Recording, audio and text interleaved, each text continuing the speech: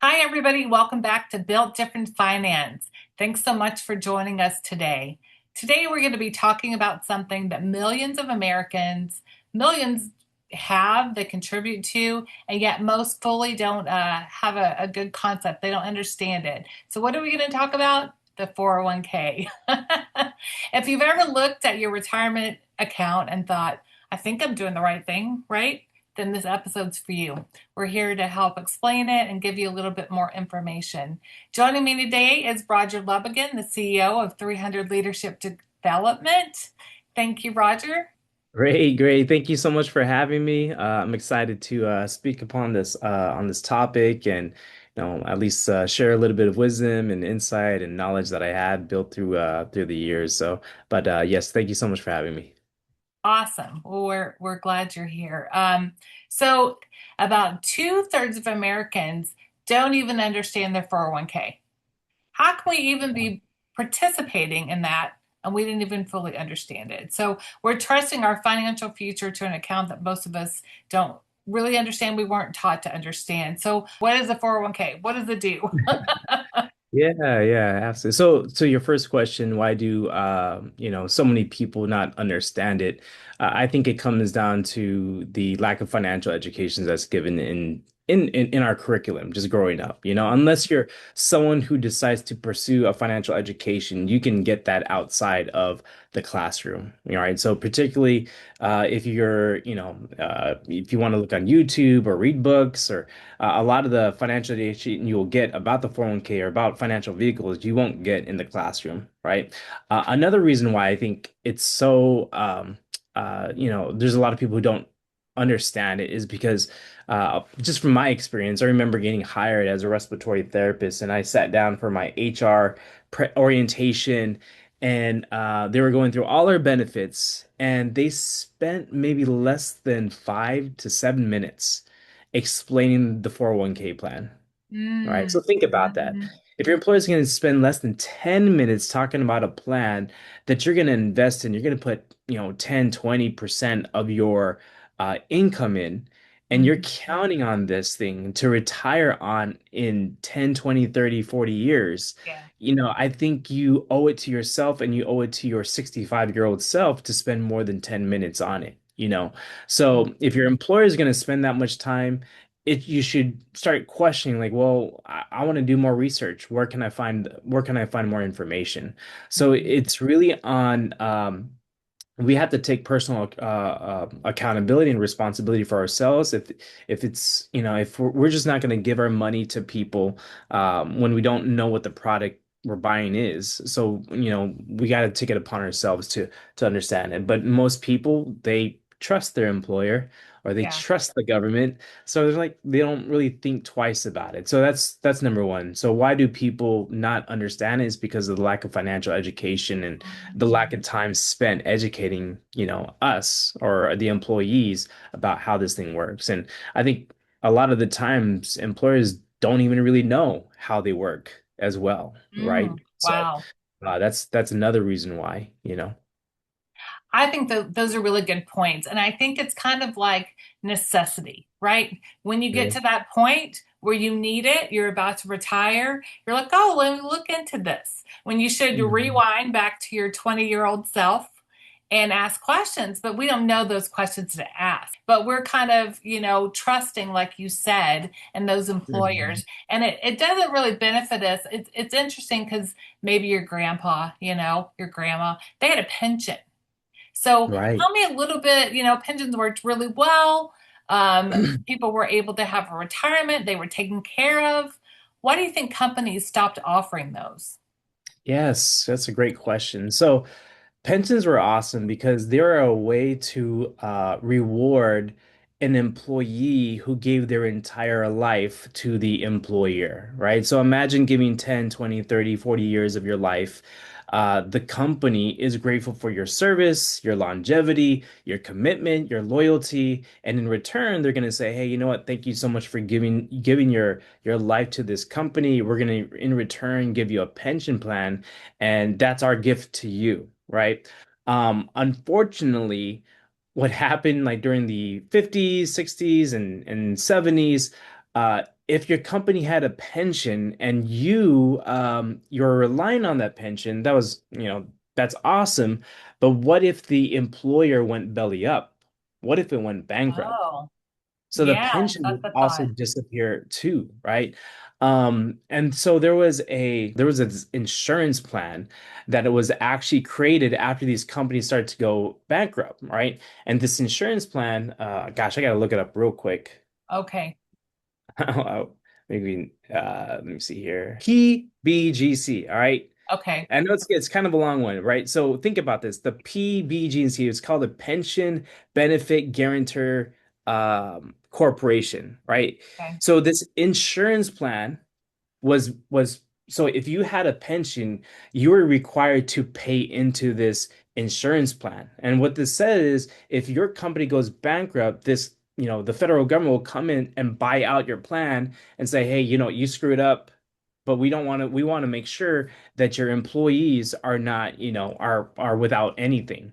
So we're going to go Hmm. and take it over. The challenge with that is this insurance plan that was put forward, what it allowed these employers to do is say they basically said, hey, if we fail, right, you're gonna back us up, but you had to pay an insurance premium every single month to make sure that they backed up your pension, right? And the challenge with that is if you're an employee and you're supposed to get a $7,000 pension, right? What that plan insurance plan says, sorry, we can't afford you to pay you 7,000. We're only gonna pay you 3,000 now, right? Hmm. So what happened in like the 60s and 70s when these companies go bankrupt, pension disappears. And so instead of creating that liability for a employer, they decide, you know what, let's get rid of it. Let's get rid of it. Well, we're going to get rid of it. What else? What are we going to adopt? Well, let's do the 401k plan. So the burden of retirement shifted from the employer to the employee. Now the employee has to worry about retirement. The employee has to worry about guaranteed income for life. So that's kind of the history of why pensions disappeared. That's kind of wild. That's a pretty significant shift to go from the employer taking care of you to now Mhm. you're having to take care of yourself, you know? Right. So, 401ks, you're saying weren't even created to replace the pension. They were just Mhm. um, a tax code, right? Ted Bennett, yeah, he's the Yeah. founder of the 401k, and he came up with that, and then it was adopted. So, how is something that is a tax code become our primary retirement source now? How Yeah. did that transition happen? Absolutely. Absolutely. So, I'm kind of a history buff. I love Oh, looking at why okay. things were created. Yeah. So, is it okay if I share my screen with you? Sure. Go ahead. All right. So, you're I like right. history too, so I'm excited. Yeah, the 401k is a tax code, right? And if we want to look at a couple of things, right? We'll look at the historical marginal tax income tax rates, right? So 401k, so 401, 401k is an internal revenue code, right? Which allows what? Allows you to defer taxes to a later day, right? Um, And if you look at taxes of when the 401k was actually created, right? Ted Benna was trying to save money for a banking institution, right? At that time, in the late 70s, your tax rate was in the 70 percentile. oh So if my you're gosh. Who's right, complaining today? if you're Wow. a high income earner, if you're a high income earner, yes, you don't want to pay that much in taxes. So what he's doing is like, well, I don't want my these high income employees to pay this much in taxes. So that's a lot of money. So 401k was said, you know what, don't pay this high tax rate today, defer a part of your income to a later day so you can pay a lower tax rate at a later day, right? Now, this banking institution that he was trying to do this for rejected it.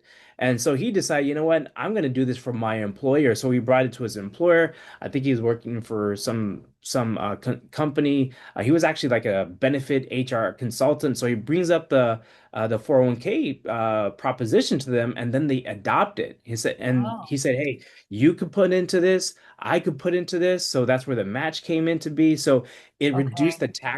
the tax hit for the employer, but also for the employee as well. Because imagine paying a 7% tax rate on your income. at that time. Yeah. So now Wow. it worked out perfectly for them because if you're going to defer taxes, right? This is just like saying, "Hey, I don't want to pay this bill. The bill's too high." Is there a chance in the future that this tax rate will be lower, right? So instead of paying a 70% tax rate, if you fast forward to today, now your tax rate is at 37%. Mm. So effectively, you have Yeah. a 33% raise. Think about that.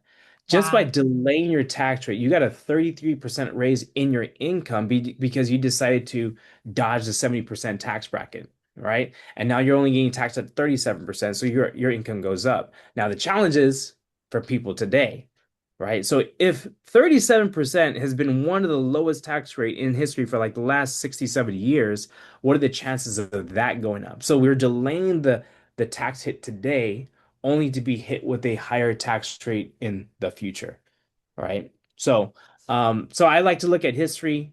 You know, one of the reasons why the 401k was invented was to do what? To defer taxes. Now, what's the unfortunate part about this? It then became not a tax dodging tool, it became a retirement tool, right? Retirement tool where it said the employer says, you know what?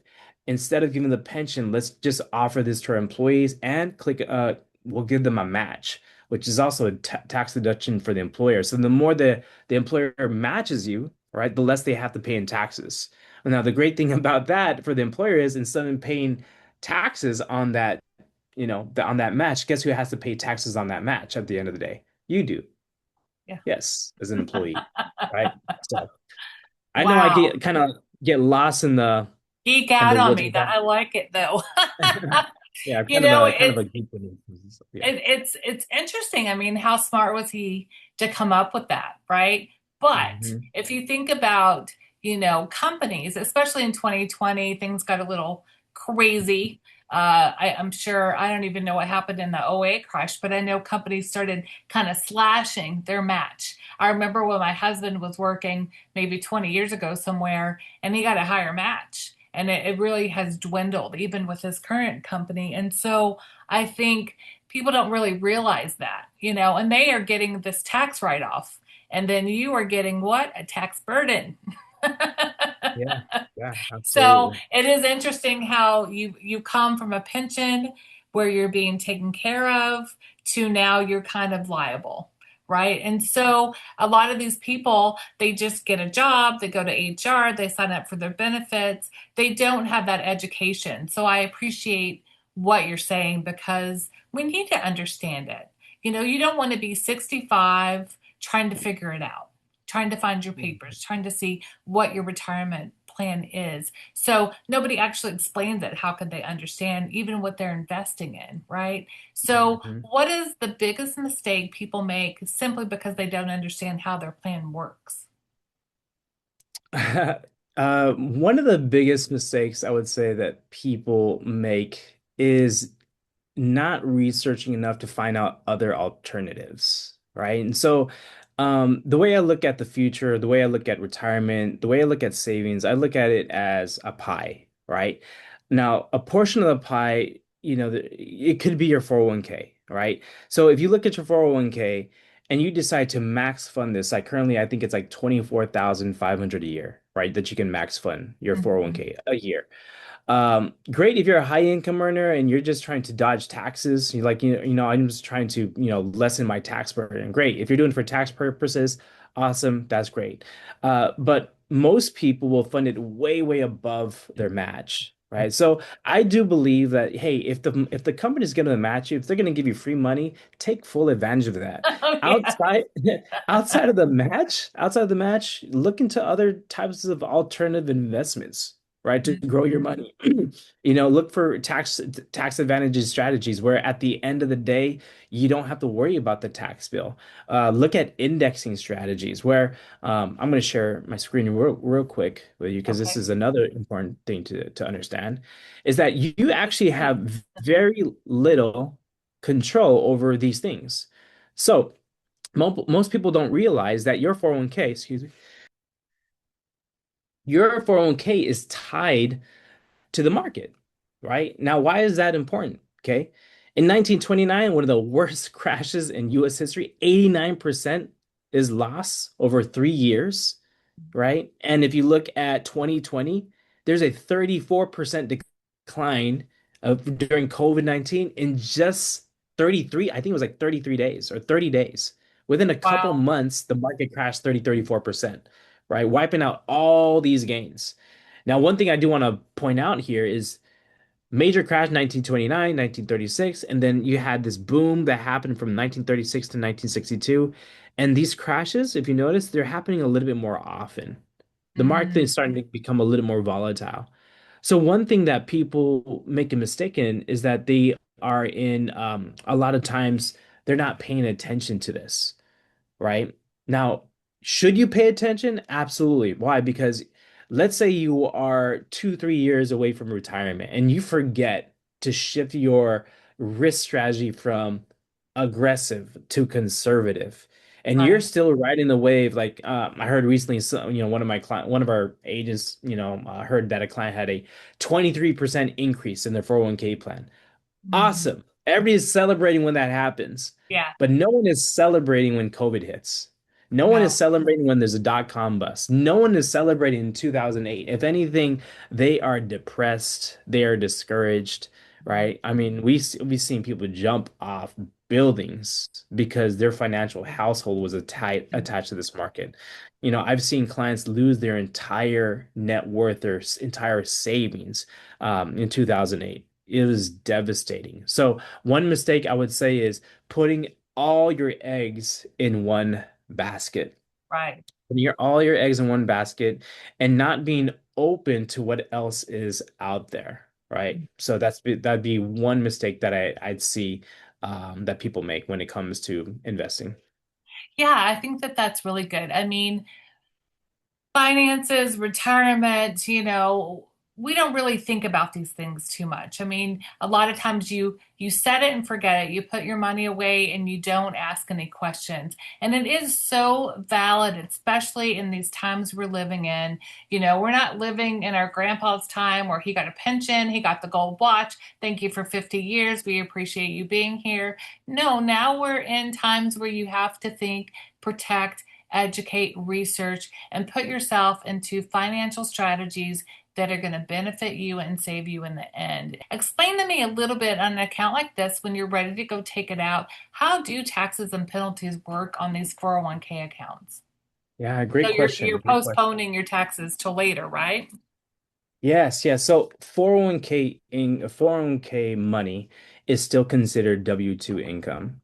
Now, why is that important? Because you'll still be taxed on the state and federal level, right? So depending on what the tax rates are in 10, 20, 30 years, which we really don't know, right? You're going to have to pay that tax rate. Now, um, I meet a lot of people who save a lot of money in these plans.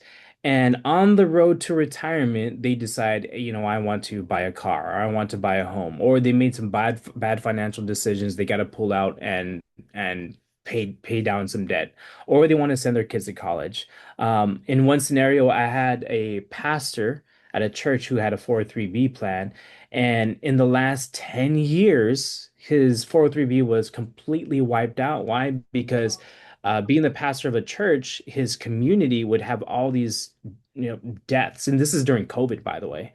So instead of having to do GoFundMe, which they still had to do GoFundMe, they weren't getting enough money to cover funeral expenses. So he ended up liquidating his entire Oh my 403b plan gosh. to help his Wow. community bury the dead. Wow. Wow. Right. Goodness So gracious. if you pull out prior to 59 and a half, there's something called the EWD penalty, which is the early withdrawal distribution penalty. So not only do you have to pay federal and state tax, you have to pay a 10% penalty.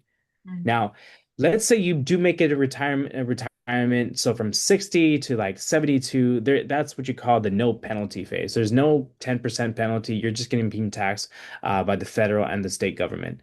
Now, once you get to 72, 73, depending on, what your age is and the tax rules at that time, there's going to be another penalty called the required minimum distribution penalty. Now, Shannon, if something's required, do you have to do it? Yes. You Yes. do. So the reason why they call it the required minimum distribution penalty is because if you're not taking out what you are required to take out at that time, the government used to penalize you 50%, right? And then they reduced it to Wow. 25%. So on Wow. top of the federal and state tax, they will penalize you up to 25% of what you should have taken out. So that means, let's say you were supposed to take out 4,000 that year, they will penalize you 1,000, right? If you're Wow. supposed to take out A lot. 10,000, they're going to penalize you $2,500 on top of the federal and state tax. So where Mm, you actually need the most money, you get the least. mhm. So ask yourself the question, why would I want to put my money in an account where if I need the money early, I'm penalized. And when I maybe I don't need the money because my other assets are doing really well, the government comes around and says, I'm going to penalize you here too, right? Why would I want to put myself in a position where I get penalized at all? Right? So you just Mhm. got to question it. Like, why are there so many penalties attached? So, yes, Yeah. deferred taxes, that's a benefit. But in the end, you're going to have to pay the piper. Yeah, I think it's like what we say, you can pay your taxes on the seed or the harvest. And when you're harvesting at the end, when you need it the most, okay, great. My harvest is ready. I'm ready to eat. I'm ready to process whatever I need to do here. Then you've got to, oh, wait, all that's not for you. You got to shove it over here back to the government. And so I know a lot of people will say, well, it's a great account because my company matches. But if you're paying those taxes, is it enough to really retire on? Is it beneficial with the match with your company? Absolutely. So, I think anytime someone's going to give you free money, take full advantage of it. But obviously, it's not free because you have to put in, right? So it would be great if a company just put in money for you, regardless if you put money. But most companies are not going to do that. They're going to Right. say, "Hey, if you risk, I'll risk too." All right. Or Yes. if I risk, you're going to risk too. So we're going to both put money into it. But unfortunately, the match for a lot of employers are not a lot, and then the language could be confusing. They'll say things like, we're going to give you 100% up to 6%, or 6% up to 100%, something like that, Oh, right? And it's uh-huh. like, well, how much are you really giving What? me? And if you do Yeah. the numbers at the end of the day, it's not a whole lot. It's maybe like an extra $1,000 or $2,000 for the entire year. So if they're going to if they're going to put in 2,000, put in 2,000. If they're going to put in three, put in three. If they're going to put in four, put in four, right? Yes. But above that, right? By the way, that's 100% return if you think about it. Right. You're Mhm. putting 1,000 and putting that 1,000, that's 100% return. That's great. Above that, look into alternative investments. That's what I would say. Yes, absolutely. I think, people can feel like you're scaring me with the 401k, but we're trying to get you we want you to have all the information for you to be educated, right? The 401k has its place, just like eventually Social Security has its place. You'll have to shell out money for Medicare, and hopefully you have some other nest egg so that in retirement, when you want to go and travel and enjoy your grandkids, you have something there, right? And so Mhm. when you think about, even the process of inflation, today we're having a hard time. Is it going to get better? Is it going to get worse in the future? It's really hard to say. But, if a 401k, it's a good starting point, right? Hmm. But it may not be enough. What strategy could you offer someone maybe so that they could have that little basket? Here's Yeah. my other eggs I've been hiding over here, right? You didn't find my eggs. What's in that basket, would you say? Yeah, great question, great question. So those actually two questions in one. To answer the question about inflation, whatever investment you choose, you just want to make sure that it's beating inflation, right? So if inflation rates at 2 to 4%, right, make sure you have an investment that's actually compounding above that, right? Because you want your Okay. dollar to be worth more, or at least the same amount of, it's going to be in 20 years. Another thing is your income. The average income increase, right, is like 1 to 2%. So you have to increase the value of your time. So find ways to increase your income so that can also outpace inflation, right? Mhm. Now, in terms of what other ways you can grow your money, what I would say is look at investments that are tax advantaged, right? Meaning, at the end of the day, your tax rate is at a 0% tax rate. Now, why is that important? Because let's say you do increase your investments give you a 5, 10, 15% return over time. That's awesome.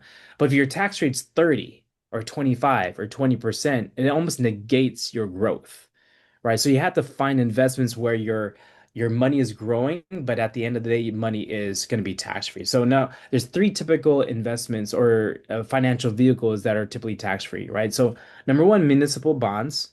Number two, Roth IRAs, and number three, life insurance, right? Mhm. So now, there's many type of life insurances. There's whole life, there's variable universal life, there's index universal life, right? What I like would for anybody to kind of do is like research and ask yourself, well, what kind of investment will give me the best rates of return, right? Right. So, I like IULs. If you structure it properly, make sure you get the minimum death benefit, but you increase, you design it where you could put the most you can into these plans.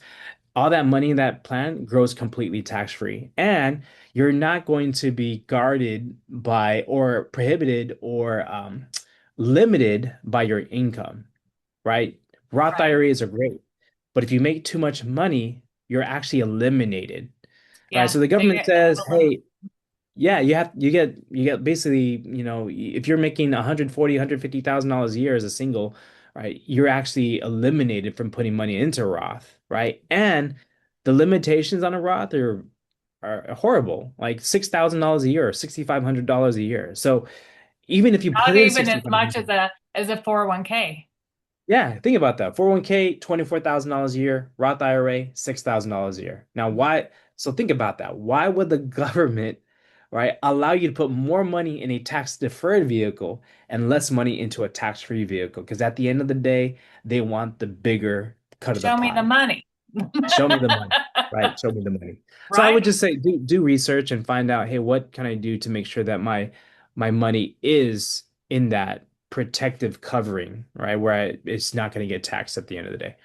And I think even like the money market, you're riding the market, and so Mhm. you have to be mindful. I mean, we do help people with all the things that you talked about, but with an indexed universal life policy, you are protected from those taxes and the penalties. And if you have an agent, which we try to be someone that's checking in, yearly with you to make sure that you're in a good strategy. And if not, we can change it, right? We just want you at the end of the day to enjoy that vacation on the beach, which I'm in hot Houston and I'd love to be on the beach and anywhere cooler today. And someday, you'll have grandkids or just to spend time with your friends or whatever you choose to do in your retirement. So I think, some of the biggest things that I'm taking away is 401k is great. It is a great tool, right? Utilize everything that they're going to give you. And if they're going to give you free money, I say take it, right? But you also have to know, is that going to be enough in the end? Are you going to be able to retire on that alone? No. Plan, find a way to protect yourself. And so it sounds like a lot of people just need education, which is what we try to do. Education is great, but you have to follow it up with action. You have to put the best strategies into place for there to be a future. So, if there was one thing, maybe, Roger, that you would like to leave our listeners with today, what would that be? Yes, yes, yeah, that's a great question. Um, what I would say is open your mind, right? The most expensive thing you can own is a closed mind, right? Mm, I meet a lot of retirees who are retiring with 50, $60,000 in their bank account, right? I met with a client the other day, 62 years old, $25,000 in the 401k, right? Had another client who wants to save more into their plan, and they're asking me, "Hey, can I put in what's the most I could put into my 401k?" They're like 58 years old, and the catch-up contribution for a 58-year-old is like $32,000 a year, right? Trying to play catch up with the 401k plan at that age is actually putting more money at risk, you know? right.